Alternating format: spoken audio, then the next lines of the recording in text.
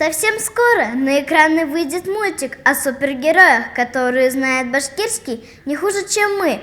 Если честно, даже лучше.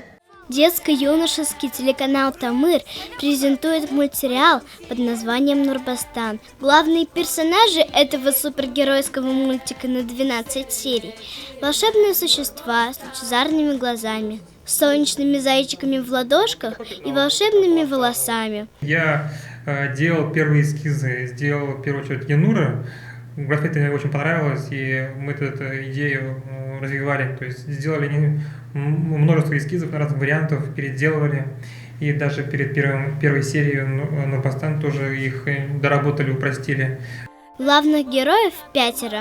Отчаянный и заводной Янур, рассудительная и мудрая Хамай, умный и начитанный Уйнур, капризная, но красивая Ихнур и неугомонный малыш Ахнур. Все эти милашки – дело рук мультипликаторов. Сколько нужно времени, чтобы нарисовать 1 минуту мультфильма? Вопрос неоднозначный. В зависимости от сложности самой анимации, в среднем у нас на это уходит до 1,5 недели. Скажите, а какой персонаж вам больше всего нравится? Мне больше всего нравится Хомай, она очень красивая и умная. В переводе с башкирского «Нур» – это луч. И это не просто так, ведь персонажи мультика живут в сказочной небесной стране и дарят свет. В первом сезоне мультсериала 12 серий. Вымышленные персонажи будут попадать во все возможные истории. И зрители вместе с ними будут учиться их преодолевать, а еще знакомить всех с башкирской культурой. Скажите, а что вы делаете? Я занимаюсь разработкой фонов для мультсериала, делаю фоны для пейзажей, городов и улиц. А что у них необычного в одежде?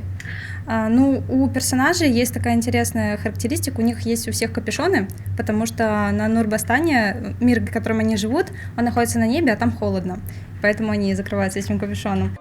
Планируется, что мультсериал будет состоять из 5 сезонов. В каждом из них герой лучистой 5 будет выходить на первый план, но главным путеводителем всегда останется Янур. Кстати, если вы думаете, что в волшебной стране Нурбастан все так солнечно и радужно, то нет. У лучезариков есть и недруги, тучки-злючки. Но об этом вы узнаете подробнее, только посмотрев мультик. Волшебная страна Нурбастан приглашает в гости самых любознательных и бесстрашных, то есть нас с вами. Увидимся там.